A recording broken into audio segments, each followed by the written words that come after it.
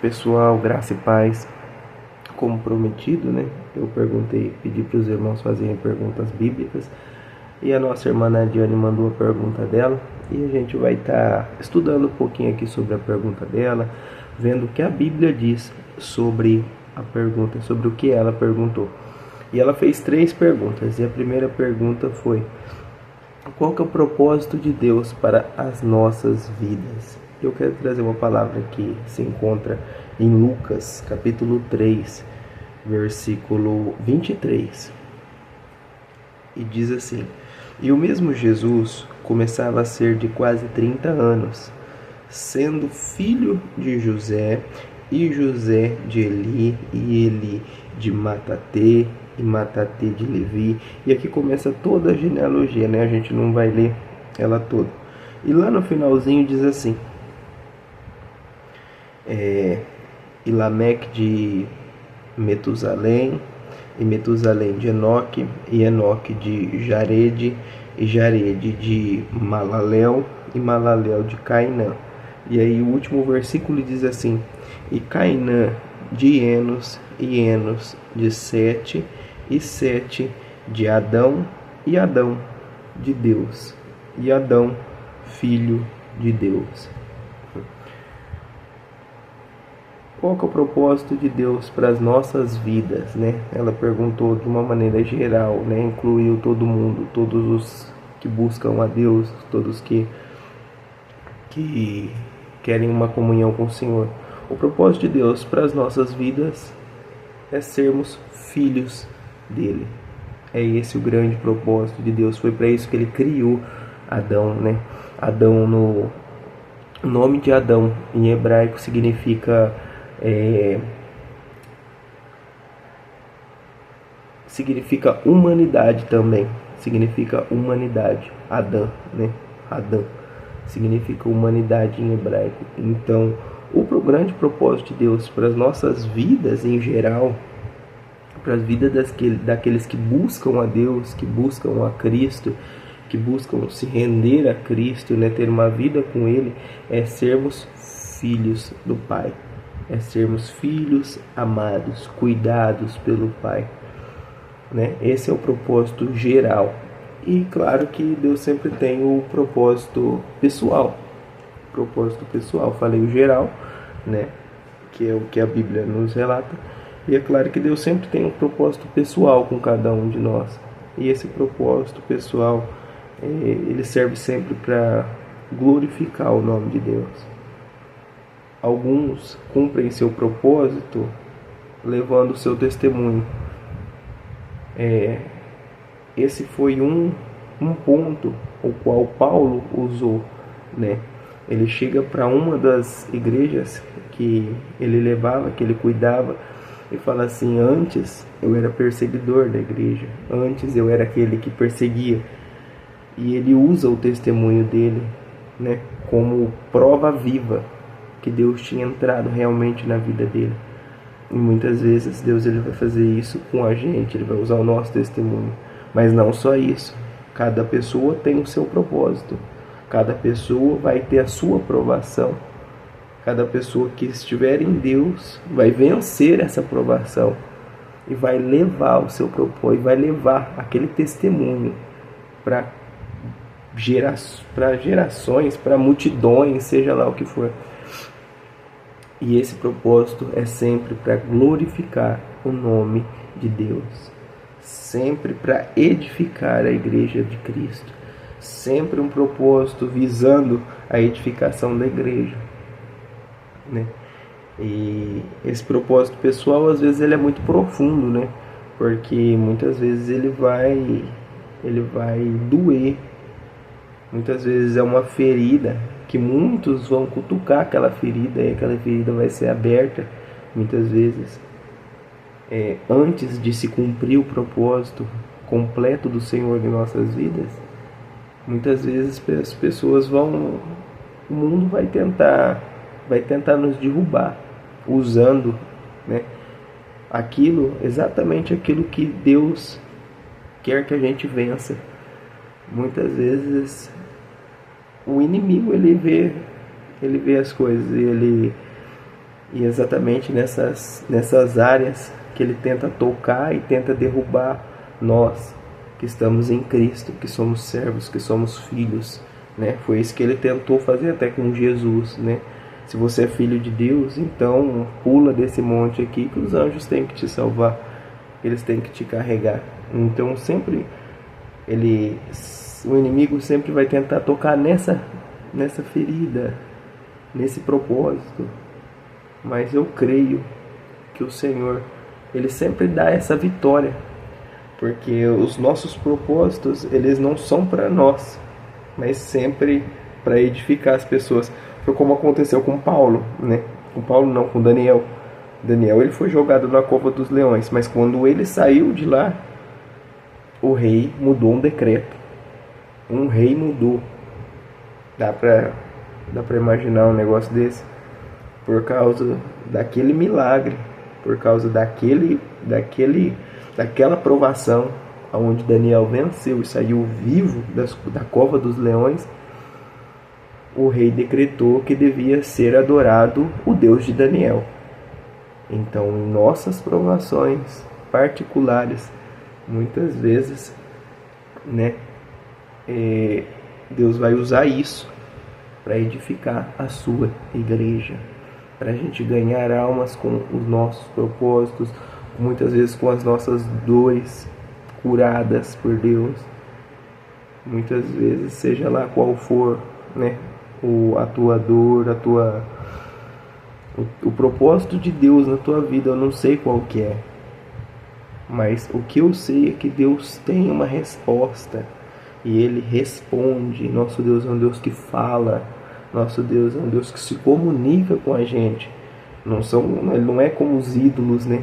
Ele se comunica, ele fala com a gente. É gostoso ouvir a voz de Deus, é gostoso servir a Deus. E quando a gente começa a servir a Deus, ele começa a curar a gente, começa a realizar o propósito dele na vida da gente. Isso é edificante. E a gente não chega a um ponto que a gente não consegue mais guardar isso pra gente. A gente quer passar para os outros, e aí que a gente começa a ganhar almas para o reino de Deus. Vamos para a próxima pergunta. A próxima pergunta é sobre os dons espirituais. É um assunto muito amplo, né? Um grande assunto, bem complexo. Mas vamos lá, vamos dar uma resumida, certo? E eu quero trazer uma palavra que está em 1 Coríntios, capítulo 12. E que começa assim: acerca dos dons espirituais, não quero, irmãos, que sejais ignorantes. Vós bem sabeis que éreis gentios, levados aos ídolos mudos, ao que eu acabei de falar aqui, conforme éreis guiados. Portanto, vos quero fazer compreender que ninguém que fale pelo Espírito de Deus diz Jesus é anátema, e ninguém pode dizer que Jesus é o Senhor senão pelo Espírito Santo. Anátema, que essa palavra é maldito. Então o que Paulo está falando? Ninguém pode falar pelo Espírito Santo e falar que Jesus é maldito. E ele começa essa palavra dizendo: não quero, meus irmãos, que vocês sejam ignorantes quanto aos dons espirituais.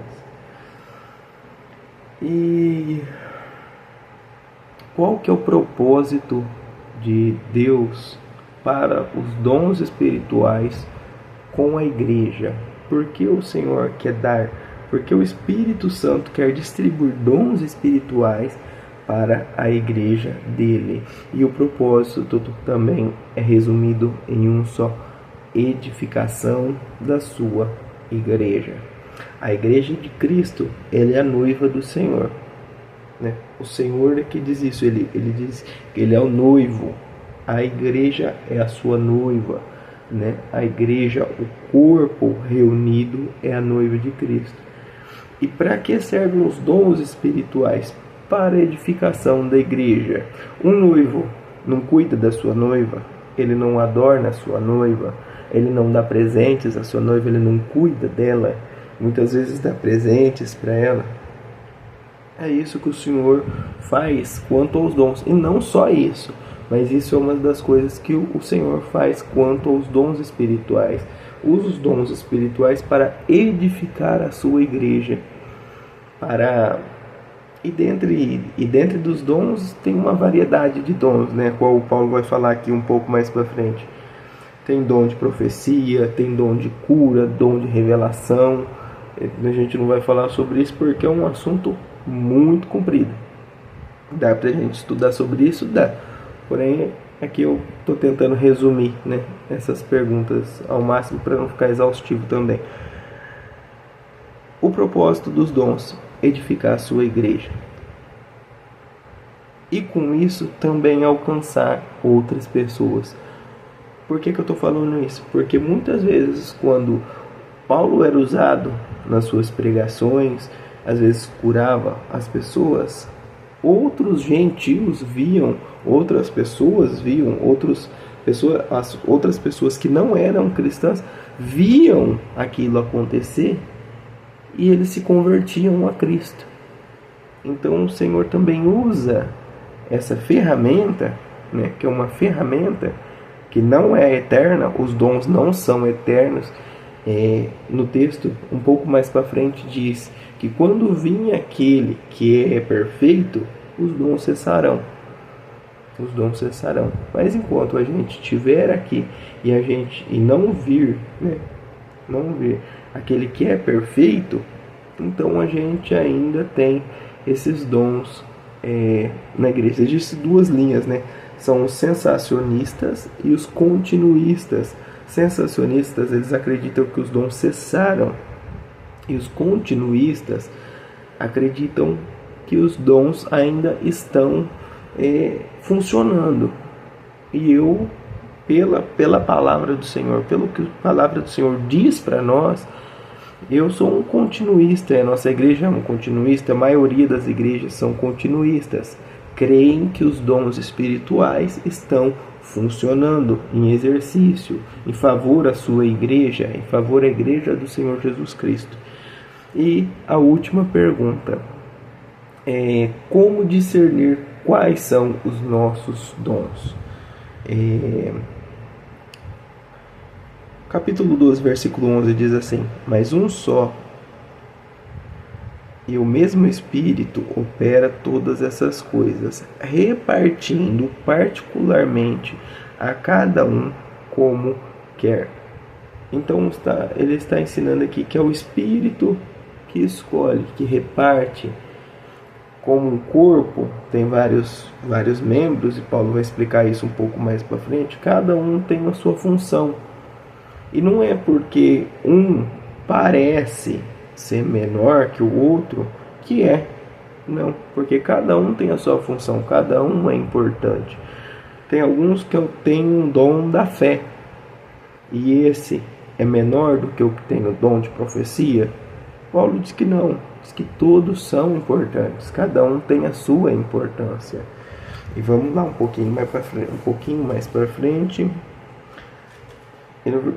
E ainda no capítulo 12, no versículo 31, diz assim: portanto, procurai com zelo os melhores dons, e eu os mostrarei um caminho ainda mais excelente. E no capítulo 14, no versículo 1, diz assim: segui a caridade e procurai com zelo os dons espirituais. Mas espera aí, pastor, como é que funciona isso? Está falando, o primeiro versículo que a gente leu lá em capítulo 12, 31, diz que o Espírito que distribui conforme Ele quer. E lá no versículo 31 já mostra para a gente procurar com zelo. E no capítulo 14, no começo também, pede para a gente procurar com zelo os dons. Como funciona isso? É como um jogo de xadrez ou um jogo de dama. Deus movimenta uma peça e Ele aguarda a gente movimentar a próxima peça. Quando a gente movimenta a nossa próxima peça, então Ele faz um movimento de novo, Ele movimenta de novo. E assim, né, usando essa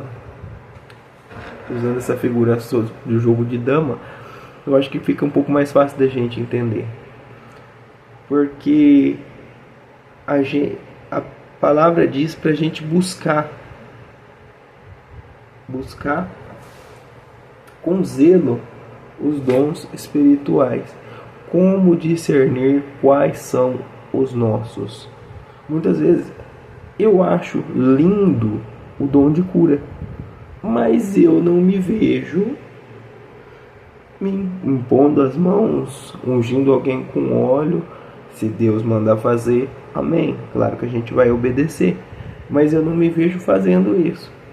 Quando você sente o desejo no teu coração, talvez aquele seja o teu dom. Mas não é porque você acha o dom bonito, o dom lindo, que vai ser o seu dom. Entendeu? A busca começa pelo nosso desejo. Então, o que eu fiz? Eu coloquei, pessoal, se alguém tem alguma dúvida, coloca aí. Eu senti o desejo de responder alguma pergunta. Então eu coloquei lá no grupo, vocês fizeram a pergunta e eu vim responder. E para estar respondendo, só o Senhor para dar sabedoria para isso acontecer. Às vezes vocês vão estar em algum lugar e vocês vão sentir de falar com uma pessoa e falar assim, fala para aquela pessoa que Deus vai entrar na vida dela e vai dar tudo certo. Isso é uma revelação. E a revelação, a palavra de revelação, ela também está inclusa nos dons. Às vezes você vai sentir uma coisa assim, aquela pessoa, você vai sentir, porque o Espírito Santo vai tocar dentro de você e vai fazer você sentir. Aquela pessoa, ela está com uma dor na articulação da perna. E você vai ficar assim. Deus revelou que ela está com uma dor. Se Deus te revelou que aquela pessoa está com uma dor na articulação da perna, é porque Ele quer curar aquela pessoa. E se Ele revelou para você, é porque Ele quer usar você para curar aquela pessoa. Mas a gente não precisa também chegar, emocionados. A gente não precisa chegar emocionado pegando Jesus manda te dizer, Deus manda te... Não, a gente pode chegar com uma abordagem calma. Oi, meu irmão, tudo bem, né? Como que vai? Por acaso o senhor tem algum problema? A senhora tem algum problema, né? Sente alguma dor na perna? Aquela pessoa vai falar, sim. Por acaso na perna esquerda, na altura do joelho, e muitas vezes aquela pessoa já vai virar e falar assim, como você sabe? Aí é a hora da gente falar, é porque Deus me revelou e eu creio que Ele quer me usar para poder trazer a cura para você. E aí você vai e faz o que Deus colocou no teu coração. E é assim. E a gente vai discernindo através do nosso desejo. E aquele desejo, ele vai gerando a vontade de fazer mais e mais e mais. E os dons é sempre para edificar a igreja do Senhor. É sempre para levar a edificação, o crescimento da igreja. É para isso que serve. E como discernir? O Espírito Santo vai colocar um desejo, você vai sentir desejo de fazer aquilo, e esse desejo vai trazer a vontade, muitas vezes uma palavra de revelação ao teu coração para você fazer aquilo, para você fazer o que está no teu coração. É o Senhor, é o Espírito Santo falando ao teu coração. Muitas vezes você não vai sentir uma palavra, uma voz audível, mas você vai sentir lá no fundo do teu coração para você fazer aquilo. Uma vez eu fui usado e nem sabia. Uma vez veio uma pessoa, quando a igreja era lá no outro salão, veio um pastor de fora, e eu senti no meu coração de falar assim para ele, que ele estava numa tentação, para ele se apegar muito em Deus, senão aquilo ia derrubar ele. E aí acabou o culto, eu falei isso. Eu acho que, se não me engano, ele era pastor, não me lembro. Eu chamei ele, falei, eu posso te falar uma palavra que está no meu coração? Ele pode, claro. Eu falei, é o seguinte, o Senhor falou para mim que você está numa tentação, se você não vigiar, se você não se apegar muito em Deus, essa tentação vai te derrubar. E ele olhou para mim e falou: essa é uma palavra de Deus, eu recebo essa palavra. Então era realmente o Senhor revelando ali, né? O que aquele homem, uma palavra de revelação seguida de um aconselhamento, né? Era realmente, verdadeiramente a palavra do Senhor, e eu nem sabia que eu estava sendo usado. E glória a Deus por isso. Meus irmãos, esse vídeo já está com 20 minutos, espero que não tenha ficado exaustivo. E essa, como a irmã Nadiane é uma benção, já mandou 3 perguntas logo de uma vez no peito, e espero ter ajudado. Se ficou alguma dúvida, né, os irmãos mandam aí. Em questão sobre os dons espirituais, é um assunto bem complexo, tem muita coisa aqui que dá pra gente estudar, mas não dá pra responder tudo numa só pergunta, né? Eu tentei resumir ao máximo. Fiquem com Deus, Deus abençoe grandemente a vida de cada um, e vamos continuar aí, crescendo na fé juntos. Amém? E a glória a Deus.